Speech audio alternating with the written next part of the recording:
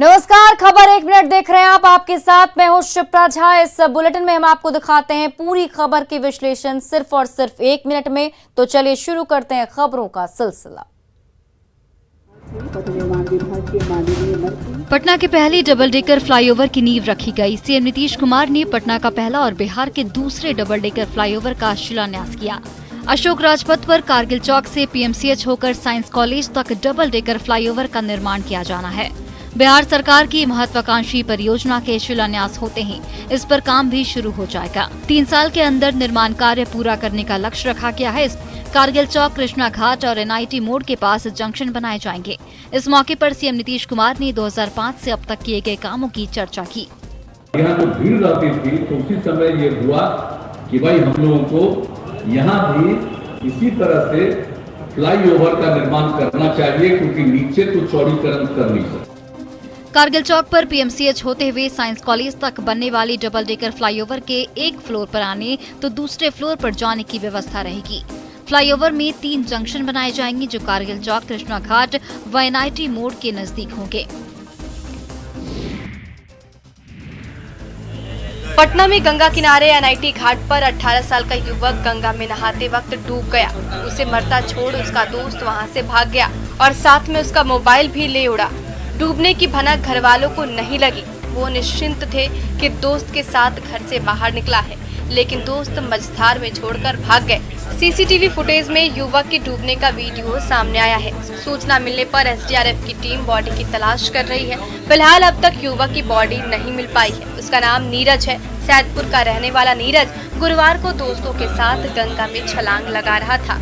इस दौरान वो गहरे पानी में चला गया। देखते ही देखते डूब गया। इस घटना को देख साथी डरकर भाग गए। शुक्रवार को भी एनआईटी घाट से लेकर गाय घाट तक एसडीआरएफ ने तलाश की, लेकिन कुछ पता नहीं चला। न्यूज़ 18 भी अपने तमाम दर्शकों से अपील कर रहा है कि अभी नहाने के लिए गंगा नदी समेत किसी ऐसी नदी में ना जाएं जो उफान पर है।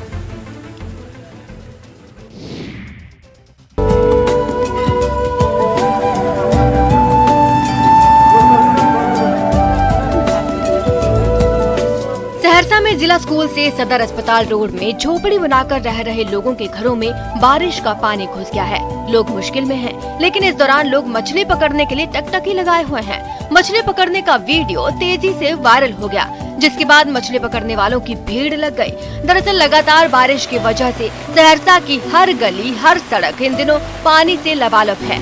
हाल ये है कि वहाँ पाँव तक रखना मुश्किल हो गया है। पानी में डूबी उन्हीं सड़कों पर जब आम लोगों की आवाजाही कम हो गई तो वहाँ मछलियों का बसेरा हो गया।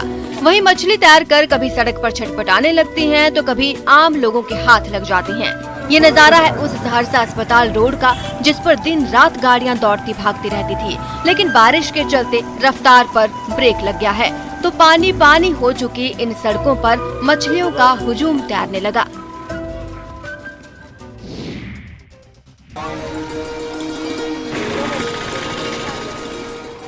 दशकों गुजर गए, कई चुनाव आए और चले गए, कई पीढ़ियां जवान होकर बुजुर्ग हो गए, लेकिन गौरा गांव के ग्रामीणों और नाव का साथ कभी नहीं छूटा। आज भी जब इस गांव का कोई युवक कमाना शुरू करता है तो सबसे पहले साइकिल या बाइक की बजाय नाव खरीदता है, क्योंकि यहाँ नाव ही जिंदगी है। दरभंगा जिले के बाढ़ प्रभावित कुशेश्वर स्थान में है ये नाव वाला गाँव। गाँव के तकरीबन सभी लोगों के पास निजी नाव है। 7 से 9 महीने बाढ़ के समय ये गांव टापू बना रहता है। नाव ही एकमात्र साधन है। बच्चे, बुजुर्ग, महिलाएं, पुरुष सभी नाव चलाना जानते हैं। कई बार हादसे भी हो चुके हैं, लेकिन नेता और प्रशासन उदासीन बने हुए हैं। पशुओं के लिए चारा लाना हो, बच्चों को स्कूल पहुंचाना हो, बीमार को अस्पताल ले जाना हो या फिर दवा के लिए दौड़ लगानी हो, फटफटिया काम नहीं आती, नाव ही मंजिल तक पहुंचाती है। इसलिए कुशेश्वर स्थान का गौरा गांव बन गया है नाव वाला गांव।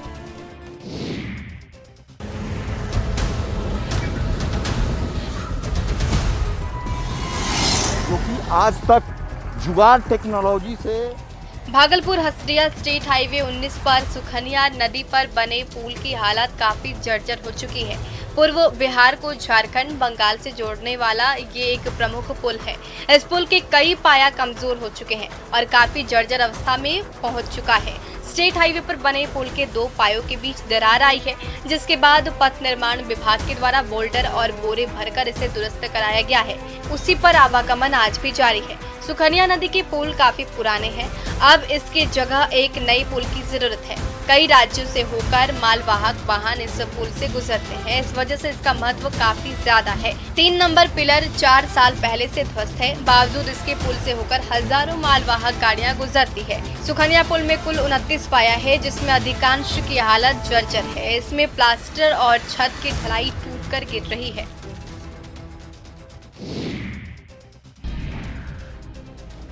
पूर्णिया में चोर भगवान को भी नहीं बख्श रहे। मामला कृत्यानंद नगर थाना क्षेत्र के बनभाग चुनापुर पंचायत का है, जहां आदमपुर गांव स्थित प्रसिद्ध माता स्थान के गर्भगृह को निशाना बनाया गया। ग्रिल का ताला तोड़कर चोरों ने 4 दान पेटी से करीब 7,000 रुपए की चोरी कर ली। घटना गुरुवार और शुक्रवार के बीच की रात की है। मंदिर परिसर में लगे सीसीटीवी कैमरा की जांच की गई। फुटेज में अनजान 4 लोगों को मंदिर में प्रवेश करते देखा गया है।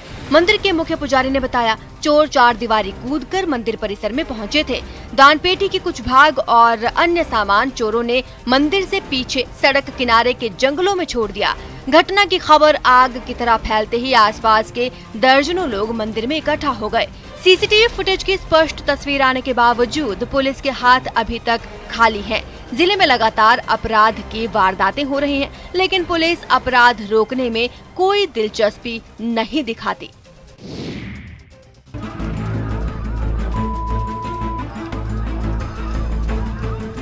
दानापुर में मारपीट का एक वीडियो वायरल हो रहा है। मनेर थाना क्षेत्र के शेरपुर घाट का ये वीडियो बताया जा रहा है। इस वीडियो में साफ साफ दिख रहा है कि नाव सवार कुछ लोगों की लाठी डंडे से पिटाई की जा रही है। आरोप है कि ये लोग रंगदारी मांगने वाले हैं, जो अवैध रूप से बालू नाव चलाने वालों से रंगदारी मांगने आए थे, लेकिन नाविकों ने इनकी जमकर लाठी डंडे से पिटाई कर दी। वीडियो में साफ साफ दिख रहा है कि बालू की बड़ी नाव पर सवार नाविक छोटी नाव से आए कुछ लोगों की पिटाई कर रहे हैं। रंगदारी मांगने आए इन बदमाशों ने भागकर किसी तरह जान बचाई। बताया जाता है कि अवैध नाव चलाने वाले नाविकों से अपराधी हथियार के बल पर अक्सर रंगदारी वसूलते हैं, लेकिन इस बार इन लोगों पर नाविक भारी पड़ गए। हालांकि न्यूज़ 18 इस वीडियो की पुष्टि नहीं करता, लेकिन पुलिस और प्रशासन के लिए यह चिंता का विषय जरूर है। नवादा शहर के एक स्कूल की 11वीं कक्षा की छात्रा को एक लड़की ने अपने दोस्तों के साथ मिलकर सरेआम बुरी तरह पीटा। घटना शहर के नवीन नगर इलाके में 29 अगस्त को घटी है। मारपीट का वीडियो सोशल मीडिया पर वायरल हो रहा है। वीडियो में लड़की अपने दोस्तों के साथ मिलकर छात्रा की बेरहमी से बाल खींचकर पिटाई करती हुई नजर आ रही है। जानकारी के मुताबिक मामला प्यार मोहब्बत से जुड़ा है। लड़की का आरोप है कि उस छात्रा ने उसके बॉयफ्रेंड के साथ तस्वीर उसके भाई को भेज दी थी, जिसके बाद लड़की आक्रोशित हो गई और अपने दोस्तों के साथ घटना को अंजाम दिया। नवादा के मोहल्ले में लड़कियों के बीच सरेआम झोंटा झोंटी की तस्वीरें देखकर लोग अचंभित हैं। वीडियो में दिख रहा है कि अकेली छात्रा इनकी गिरफ्त से छूटकर भागने के लिए छटपटाती रही, लेकिन नाकाम हुई। तभी इन लड़कियों ने वाकई की तस्वीरें मोबाइल कैमरा में कैद कर ली और उसे सोशल मीडिया पर वायरल कर दिया।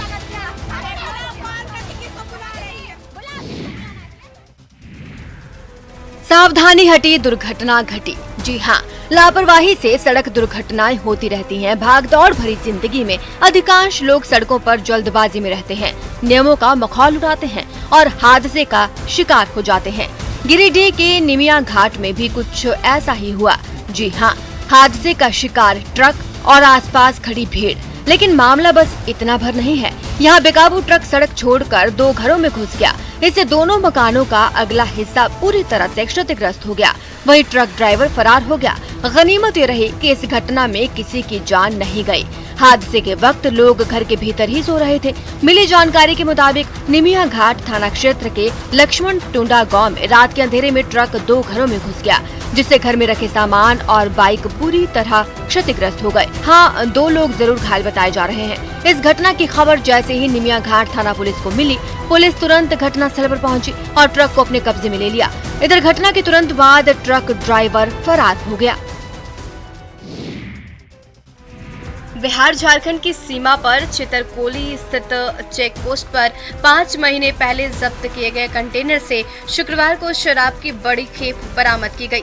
जिलाधिकारी यशपाल मीणा के निर्देश पर कंटेनर के डिजिटल ताला को तोड़ा गया, जिसके बाद उससे शराब की खेप मिलने पर उत्पाद विभाग के अधिकारी हक्के बक्के रह गए। कुल 525 लीटर अंग्रेजी शराब बरामद की गई। 16 मार्च को चेक पोस्ट सेल टैक्स विभाग के अधिकारी ने लावारिस अवस्था में कंटेनर को जब्त कर उत्पाद विभाग के पार्किंग में खड़ा कर दिया था। कंटेनर में डिजिटल ताला लगा हुआ था। इस संबंध में जानकारी देते हुए उत्पाद अधीक्षक ने बताया कि डिजिटल ताला को तुरंत नहीं खोला जा सकता था। गाड़ी नंबर के आधार पर सेल टैक्स विभाग के अधिकारियों ने वाहन मालिक को नोटिस भेजा, लेकिन नोटिस का जवाब नहीं आया। विभागीय अधिकारियों ने इस संबंध में जिलाधिकारी को पत्र भेजकर सूचित किया। इसके आलोक में डीएम ने कंटेनर का डिजिटल ताला खोलने के लिए टीम का गठन किया और फिर जो मिला वो सामने है। बिहार में शराबबंदी को 5 साल हो गए, लेकिन तस्कर है कि बाज नहीं आ रहे। पुलिस लगातार इस पर रोक लगाने की कोशिश कर रही है, लेकिन फिर भी अवैध तस्करी जारी है। एक बार फिर छपरा में उत्पाद विभाग ने दूध के टैंकर से 10 लाख की विदेशी शराब बरामद की है। पुलिस ने इस मामले में एक तस्कर को भी गिरफ्तार किया, जो हरियाणा का रहने वाला है। उत्पाद अधीक्षक के मुताबिक शराब झारखंड के रामगढ़ से दरभंगा के लिए भेजी जा रही थी। तभी छपरा में अवतार नगर थाना के मौजमपुर के पास गुप्त सूचना के आधार पर छापेमारी कर शराब को बरामद किया गया। तस्वीरों में आप देख सकते हैं कि किस तरह शराब को दूध टैंकर में छिपाई गई थी। उत्पाद विभाग का दावा है कि जब्त शराब को पंचायत चुनाव में खपाने की तैयारी थी।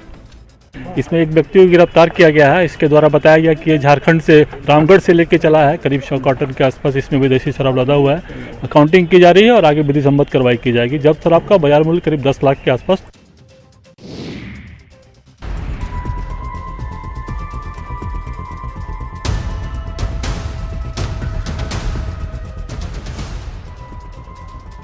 बिहार बंगाल सीमा के पास बरोडीहा में एक होटल के पास पश्चिम बंगाल की चाकुलिया थाने की पुलिस ने कार्रवाई की, जिसमें बड़ी मात्रा में कंटेनर पर लदा प्रतिबंधित कफ सिरप जब्त किया गया। जब्त प्रतिबंधित दवा के साथ किशनगंज के एक व्यक्ति को गिरफ्तार किया गया।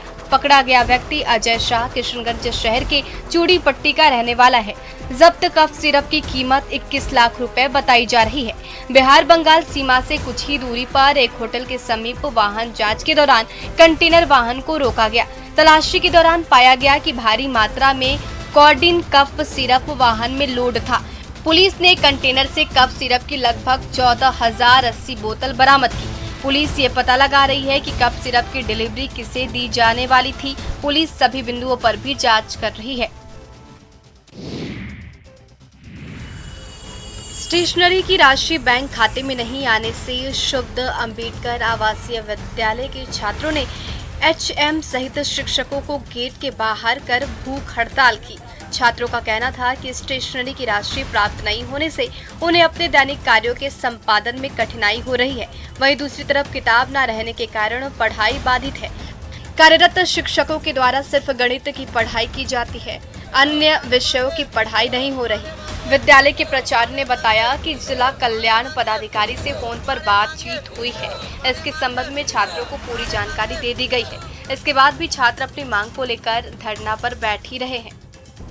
सर 2 साल से हम सबको मतलब खाने का सिर्फ साधन है और रहने का मतलब कॉपी किताब तो है भी नहीं किया, हम सबके पास कॉपी किताब मिल भी नहीं किया है। 2 साल से नहीं मिला है। बाद में रोसड़ा के कल्याण पदाधिकारी स्कूल पहुंचे और छात्रों की सभी समस्याओं के निदान करने का आश्वासन दिया। तब जाकर छात्र शांत हुए और भूख हड़ताल खत्म किया। कोरोना काल में करीब 1.5 साल बाद खुले स्कूल में बच्चों के बैठने की कोई व्यवस्था नहीं है। देवघर में देवीपुर के +2 स्कूल का ये हाल है, जहां 8 से 10 किलोमीटर पैदल चलकर स्कूल पहुंचने वाले बच्चे बैरंग वापस लौट रहे हैं, क्योंकि प्रबंधन बच्चों की अधिक संख्या से खुद को लाचार पा रहा है। इससे बच्चे जहां परेशान हैं, वहीं उनके अभिभावक प्रबंधन से नाराज हैं। स्कूल के प्रिंसिपल का कहना है कि स्कूल में कमरों की संख्या कम है, जिससे छात्रों को बैठने में परेशानी होती है। क्लास में बेंच डेस्क के साथ कुर्सी लगाई गई है, लेकिन वो भी छात्रों की अधिक संख्या की वजह से नाकाफी साबित हो रही है। सरकार ने स्कूलों को दिशा निर्देश दिए थे, जिसे सख्ती से लागू करने को कहा था।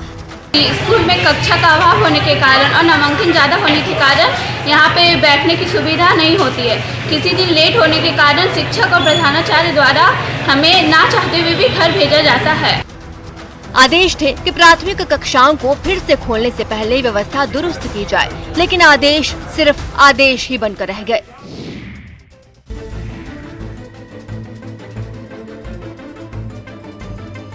कोविड से बचने का तरीका आसान है, एहतियात बरतने के साथ वैक्सीन लगवा ले।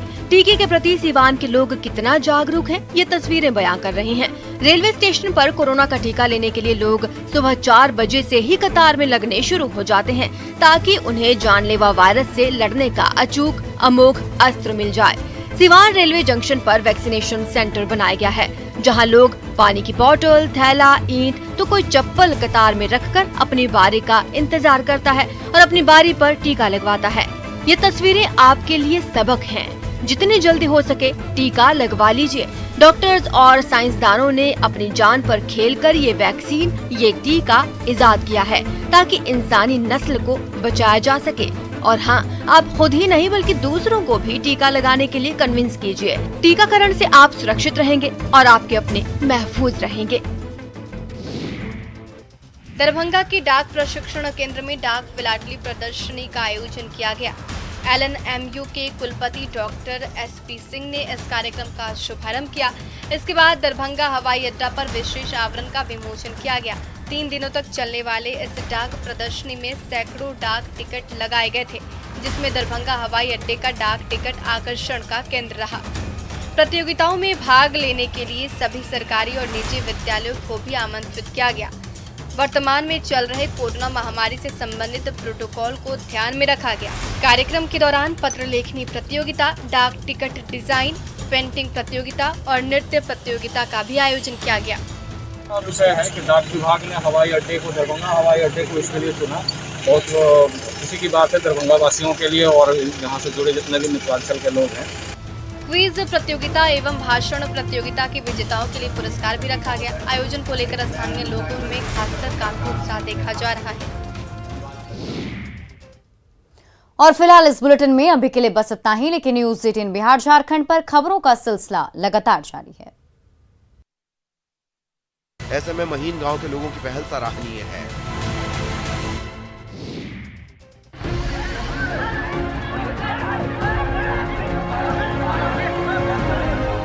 सिंगाहा के पंचायत भवन के बाहर ग्रामीणों की ये भीड़ जुटी थी।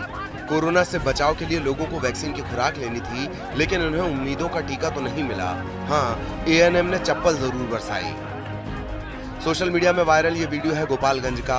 पंचायत भवन को वैक्सीनेशन सेंटर बनाया गया था। जैसे ही ये बात फैली, आसपास के गांवों से ग्रामीणों का तांता लग गया। गेट से लेकर बाहर चबूतरे तक भीड़ जमा हो गई। पहले वैक्सीन लेने की होड़ में भगदड़ जैसे हालात हो गए। बस फिर क्या था, ANM ने आओ देखा न ताओ, पांव से चप्पल उतारी और ग्रामीणों पर दनादन बरसाने लगी।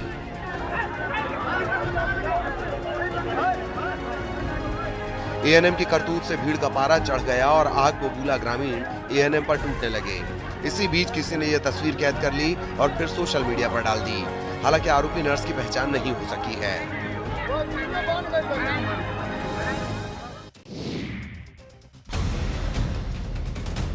कोरोना से लड़ाई में वैक्सीनेशन अहम कड़ी है। केंद्र से लेकर राज्य तक की सरकारें टीकाकरण के लिए लोगों को जागरूक कर रही हैं, लेकिन कई राज्यों में टीके की कमी है, जिसकी वजह से लोग दूसरे राज्यों में जाकर टीकाकरण करवा रहे हैं। पश्चिम बंगाल से सटे बिहार के सीमांचल जिला कटिहार बंगाल के लोगों के लिए कोरोना वैक्सीनेशन के मामले में वरदान साबित हो रहा है। रोजाना कटिहार के कई केंद्र पर बंगाल के अलग अलग जिले से बड़ी संख्या में लोग वैक्सीन लेने आ रहे हैं। लोगों की संख्या हर रोज बढ़ रही है। कहीं कहीं वैक्सीनेशन के नाम पर बड़े रकम की वसूली के चलते लोग 100 से 150 किलोमीटर की दूरी तय कर कटिहार वैक्सीन के लिए पहुंच रहे हैं। काफी भीड़ है। कुछ आदमी का कहना है कि कुछ पैसा कौड़ी ले रहा है, इसलिए काफी मात्रा में आए हुए हैं। रायगंज, मालदा, इस सब पर लोग आए हुए हैं। बंगाल में कोरोना टीकाकरण को लेकर बड़ा फर्जीवाड़ा हो रहा है। कोलकाता के कस्बा इलाके में तो फर्जी कोरोना टीकाकरण शिविर लगने का सनसनीखेज मामला भी सामने आ चुका है।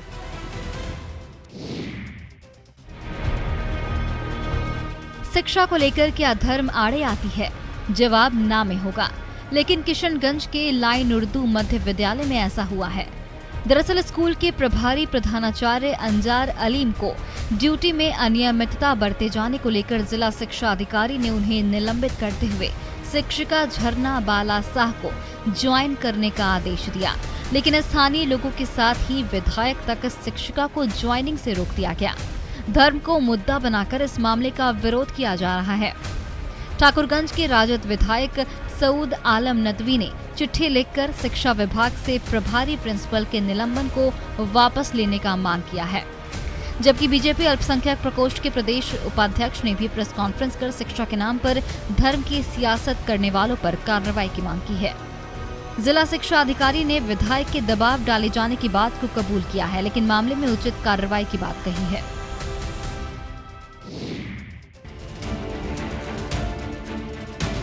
बारिश और बाढ़ ने इस बार लंबे समय तक लोगों को परेशान किया है। जिस वैशाली की धरती ने पूरी दुनिया को लोकतंत्र का पाठ पढ़ाया था, उससे जुड़ी अनमोल यादें आज बाढ़ के पानी में मिटने की कगार पर पहुंच गई हैं। ऐसे में इन धरोहरों की हिफाजत नहीं हुई तो आने वाली पीढ़ियों को शायद पता भी नहीं चलेगा। इन बौद्ध मंदिरों में कभी बुद्धम शरणम गच्छामि के बोल गूंजते थे। महात्मा बुद्ध के अनुयायियों का तांता लगा रहता था, लेकिन आज हर तरफ सैलाब का साया है। क्या मंदिर और क्या संग्रहालय, म्यांमार का मंदिर जलमग्न हो गया है तो ऐतिहासिक धरोहरें बाढ़ के पानी में तैर रही हैं।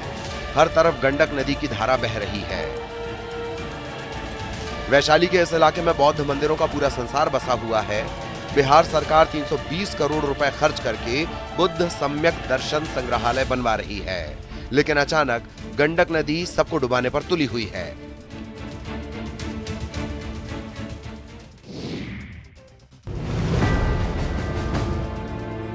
बगहा में न्यूज 18 की खबर का बड़ा असर हुआ है। न्यूज 18 पर खबर चलने के बाद प्रशासन ने रामनगर अंचल अधिकारी के नेतृत्व में आनन फानन में एक टीम का गठन किया है।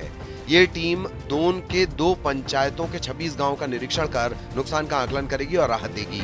न्यूज 18 ने खबर दिखाई थी कि कैसे दोन इलाके के लोग मरीजों को खाट पर लेकर पैदल अस्पताल जाते हैं और करीब 25 किलोमीटर का सफर उन्हें पैदल तय करना पड़ता है। उस क्षेत्र में जो भी लोगों की कठिनाइयाँ है, जैसे किसी का घर कट गया है, आवासीय घर कटा है, पशु शेड कटा है, रास्ता कटा है, कलवर्ट पुल पुलिया कटा हुआ है, और नियमानुसार यथोचित कार्रवाई करते हुए उन लोगों को सारी सुविधाएं उपलब्ध कराएगी। पहले जंगल और फिर कई नदियों को पार कर लोग अपने परिजनों का इलाज कराने जाते हैं। पहाड़ी इलाके में सभी रास्ते टूट चुके हैं।